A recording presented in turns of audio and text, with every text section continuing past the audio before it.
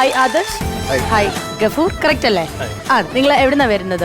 ഞാൻ ട്രിവാൻഡ്രത്ത് ശ്രീകാര്യം എന്ന് പറയുന്ന സ്ഥലത്ത്. ശരി, നമ്മുടെ നാട്ടുകാരനാണ്. മലപ്പുറം ജില്ലയിലെ തിരൂരിൽ നിന്ന്. കുഴപ്പമില്ല, കോഴിക്കോട് അടുത്താണ്. അതും നമ്മുടെ നാട്ടുകാരനായിട്ട് നമ്മൾ പ്രഖ്യാപിച്ചിരിക്കുന്നു. കൊള്ളാം. അപ്പം ആദർശ് എന്താ പെർഫോം ചെയ്യുന്നത്? ഞാൻ ആർട്ടിസ്റ്റ്, സിനിമ നടന്മാരുടെ ശബ്ദമാണ്. വോയിസുകൾ മാത്രമേ ചെയ്യുന്നുള്ളൂ. യെസ്. അപ്പൊ ഗഫൂർക്ക് എന്താ ചെയ്യാൻ പോകുന്നത്? ഞാൻ കുറച്ച് പഴയ താരങ്ങളെയും ഇപ്പോഴുള്ള താരങ്ങളെയും ചെയ്യാം. ശരി, ഓക്കെ. അപ്പൊ എന്തായാലും നമുക്ക് ഇവരുടെ പെർഫോമൻസ് കണ്ടു തുടങ്ങാം അല്ലേ? ആരാദ്യം തുടങ്ങുന്നു? ഞാൻ തുടങ്ങാം. ശരി, ആയിക്കോട്ടെ. നമ്മുടെ പഴയകാല റേഡിയോയിൽ ഗോപൻ എന്ന് പറയുന്ന വ്യക്തി, അദ്ദേഹം എങ്ങനെയാണ് വാർത്ത വായിച്ചിരുന്നത് എന്ന് നോക്കാം. ആകാശവാണി തിരുവനന്തപുരം, ആലപ്പുഴ, കവരത്തി, ദേവികുളം. പ്രധാന വാർത്തകൾ വായിക്കുന്നത് ഗോപൻ. ഇന്ത്യയിലെ ജനത്തിരക്കുള്ള പല സ്ഥാപനങ്ങൾക്ക് മുകളിലും വലിയ വലിയ പാമ്പുകളുണ്ടെന്ന് അമേരിക്ക കണ്ടെത്തി. സാറ്റലൈറ്റ് വഴിയുള്ള പഠനത്തിലായിരുന്നു അമേരിക്ക കണ്ടെത്തിയത്. എന്നാൽ ഇത് പാമ്പുകളല്ല, മറിച്ച് ബീവറേജ് ഷോപ്പിൽ നിന്നും തിരിച്ച് വീട്ടിലേക്ക് പോകുന്നവരാണെന്ന് ഇന്ത്യ അറിയിച്ചു. Okay, thank you Adarsh. ഞാൻ തമിഴിലെ പ്രകാശ് രാജ് സാറിന്റെ ശബ്ദമാണെന്ന് അനുകരിക്കാൻ ശ്രമിക്കും. ஏன்டா இப்படி பண்ற? எனக்கு தெரியும் நீ யாருன்னு, எங்க இருந்து வர எல்லாம் எனக்கு தெரியும்.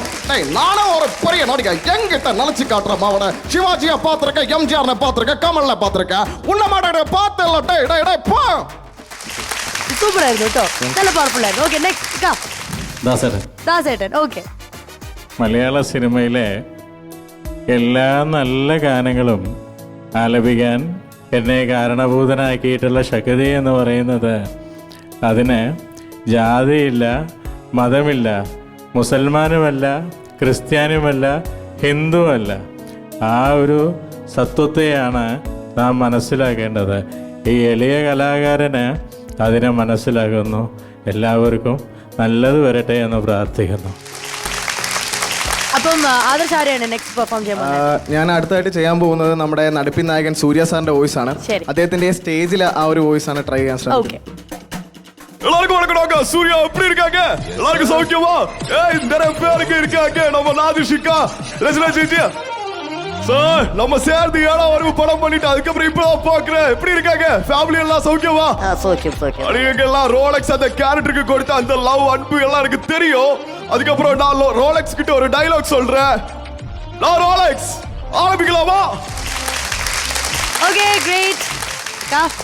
പിടിച്ചോ. സലീമേട്ടൻ. ശരി ശരി. എന്നായിരുന്നു അവന്റെ പേര്. എല്ലാവരും ചുരുക്കി മ്യായാവി എന്ന് വിളിച്ചത് ഞാനാണ്. എന്താണ്? അബ്ദുള്ള. ഏതെന്നാണ്? Sheikh Abdullah. Wonderful wonderful, super super. Okay, അപ്പൊ ആദർശ് ഇനി ആരെയാണ് പെർഫോം ചെയ്യാൻ പോകുന്നത്? ഞാൻ അടുത്തായിട്ട് ചെയ്യാൻ പോകുന്നത് നമ്മുടെ തെരിയിലേക്ക് അഭിനയിച്ച രാജേന്ദ്രൻ സാറിന്റെ വോയിസ് ആണ്. என்ன சார், அவருமா யாருங்கள மூச்சு மோரல ஓடிச்சு நடு ரோட்ல அல்ல அந்த பிரிட்ஜுக்கு கீழே தூக்கி போறேன் சார். என்ன சார் இப்படி எல்லாம் பண்ணிருக்கேன்? எனக்கு ஒண்ணுமே தெரியாது சார். இதெல்லாம் பண்ணிருக்கா? ஐயோ, സൂപ്പർ ആയിരുന്നു കേട്ടോ, നല്ല പവർഫുൾ ആയിരുന്നു. Okay, next. ലീഗിന്റെ അമരക്കാരൻ പി കെ കുഞ്ഞാലി. അടുത്ത പ്രാവശ്യം ഞങ്ങൾ എന്തായാലും ഇലക്ഷനിൽ ജയിക്കും, അതിൽ യാതൊരു സംശയമില്ല. പിന്നെന്ന് വെച്ചാൽ മലയാള ഭാഷയെ സംരക്ഷിക്കേണ്ടത് ഞങ്ങളുടെ ചുമതല ആയതിനാൽ നല്ല മൊഞ്ചന്മാരെ, നേതാക്കന്മാരെ ഇറക്കിയിട്ട് അത് സംരക്ഷിക്കും. മനസ്സിലായില്ലേ? Thank you. സൂപ്പർ, മനസ്സിലായല്ലോ. അപ്പൊ ഇനി ട്രിവാൻഡ്രം സൈഡിൽ നിന്ന് എങ്ങനെയാണ് പവർ കൊടുക്കാൻ പോകുന്നത്? അവസാനമായിട്ട് ഞാൻ ചെയ്യാൻ ശ്രമിക്കുന്നത് നമ്മുടെ ഷൈൻ ടോം ചാക്കോയുടെ ഇന്റർവ്യൂവിലുള്ള ഒരു വോയിസ് ആണ്. ഷൈൻ ടോം ചാക്കോ. എന്തെങ്കിലും കാര്യം പറഞ്ഞാൽ മനസ്സിലാവണ്ടോ? എന്തൊരു ശ്രദ്ധിക്കണം. ഇവിടെ നിങ്ങൾ ഈ സിനിമയുടെ കാര്യങ്ങൾ ചോദിക്കാം. ഞാൻ തല്ലിമാലയുടെ പ്രൊമോഷനിൽ വന്നിരിക്കണത്. അപ്പൊ നിങ്ങൾ അതിന്റെ കാര്യം ചോദിച്ചാൽ പോരെ അല്ലേ? എന്റെ കാലിന്റെ ലിഗമെന്റ് എന്തിനു പൊട്ടി, അതിന്റെ കാര്യങ്ങൾ നിങ്ങൾ എന്തിനാ ചോദിക്കണം? വല്ല ഓരോ ഉണ്ടാ? ഇല്ലല്ലോ. അപ്പൊ എന്തായാലും ഇവരുടെ പെർഫോമൻസിനെ പറ്റി ഒരുപാട് കാര്യങ്ങൾ നിങ്ങൾക്ക് പറയാനുണ്ടെന്ന് അറിയാം. പക്ഷെ അതിനു മുമ്പ് നമുക്ക് താര തിരുമറിയും കൂടെ ഒന്ന് കൊടുത്താലോ? Yes, okay. ആദർശിന് കൊടുക്കാല്ലേ പണി? ആദർശ്. ഓക്കെ, ആദർശ് റെഡിയാണോ? റെഡിയാണ്. ഇത്രയൊക്കെ ചെയ്യാൻ ഇനി ഇതെന്തല്ലേ, സിമ്പിൾ. ശരി, നമുക്ക് ആദ്യം ആ മൂവി ഡയലോഗ് കേൾക്കാം. ഇല്ല നമ്പ്യാരെ, അതിനായി നിങ്ങൾ ഈ ബാലൻസ് നിൽക്കുന്ന കൈ ഉയർത്തിയാൽ വാഴയില വെട്ടി വിരിച്ച് കാത്തിരിക്കാൻ വീട്ടുകാരോട് പറഞ്ഞിട്ടായിരിക്കണം. ബോഡി അങ്ങ് ചെല്ലും മുണ്ടക്കൽ ബംഗ്ലാവിലേക്ക്. ആവേശം ഈ പ്രായത്തിൽ നല്ലതല്ല, അതൊരു രോഗലക്ഷണമാണ്. അപ്പൊ ഡയലോഗ് കേട്ടില്ലേ? ഇത് ആരുടെ ഡയലോഗിലാണ് പറയേണ്ടതെന്ന് ചോദിച്ചാൽ ശശി കലങ്കൽ ചേട്ടന്റെ വോയിസിലാണ് പറയേണ്ടത്. റെഡി? ഓ ട്രൈ ശ്രമിക്കാന്നല്ലേ എനിക്ക് മനസ്സിലായി. ഓക്കെ, അദ്ദേഹത്തിനെ സ്മരിച്ചുകൊണ്ട് ഞാൻ വോയിസ് ചെയ്യുകയാണ്. ഇല്ല നമ്പ്യാരെ, അതിനായി ബാലൻസ് നിൽക്കുന്ന കൈ വാളടിച്ച് വീശിയാൽ വാഴയില വെട്ടി വിരിച്ച് കാത്തിരിക്കുന്ന പോലെ ഓരോന്നായി ഞാനങ്ങെടുത്ത് തരും. അടിപൊളിയായിരുന്നു. ഓക്കെ, നമുക്ക് ഇനി കമന്റ് കേൾക്കാൻ വേണ്ടി നമ്മുടെ മാസ്റ്റേഴ്സിനോട് ചോദിക്കാം. സ്റ്റാർട്ടിങ് വിത്ത് ഇക്ക. ഗഫൂർ ആദർശ്. ഗഫൂർ അധികം എന്തൊക്കെയാണ് ശബ്ദങ്ങൾ ചെയ്തത് ഒന്ന് പറയോ? ദാസേട്ടൻ, ദാസേട്ടൻ ഓക്കെ. പിന്നെ കുഞ്ഞാലിക്കുട്ടി, കുഞ്ഞാലിക്കുട്ടി നന്നായിരുന്നു, പെർഫെക്റ്റ് ആയിരുന്നു. Thank you sir. പിന്നെ സലീം കുമാർ, സലീം കുമാർ പക്കയായിരുന്നു. Thank you sir. അതിനകത്ത് എനിക്ക് ദാസേട്ടൻ്റെ മാത്രം എനിക്ക് ചെറിയ തോതിൽ ഇത് ഡൗൺ അല്ല, അങ്ങനെയല്ല, നല്ലൊരു 100% ഓക്കെ അല്ലെന്ന് തോന്നിയത് അത് മാത്രം. ബാക്കിയെല്ലാം ഓക്കെ ആയിരുന്നു. ഉഗ്ഗാരായിരുന്നു.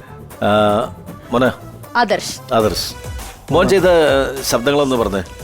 ഞാൻ പ്രകാശ് രാജ് സാറിനെയാണ് ആദ്യം ചെയ്തത്. അത് ഓക്കെയാണ്, നല്ലായിരുന്നു. പിന്നെ നമ്മുടെ രാജേന്ദ്രൻ സാറിന്റെ വോയിസ് മൊട്ടരായന്റെ പക്കയായിരുന്നു. പിന്നെ പിന്നെ സൂര്യ സാറിന്റെ വോയിസ്, സൂര്യൊക്കെ ഉഗ്ഗാരായിരുന്നു.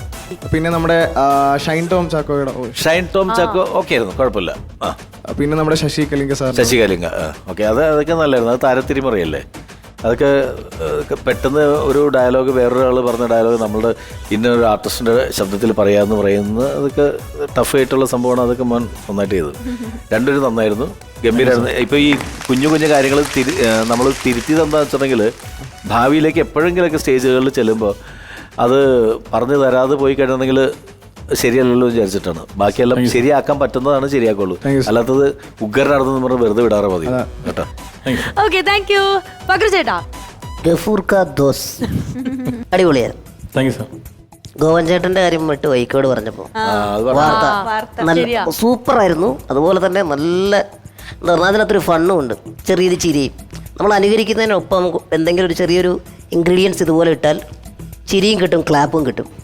അപ്പോൾ പറയാനുള്ളത് വേറൊന്നുമല്ല, ഇനി കൂടുതൽ വേദികൾ കിട്ടട്ടെ.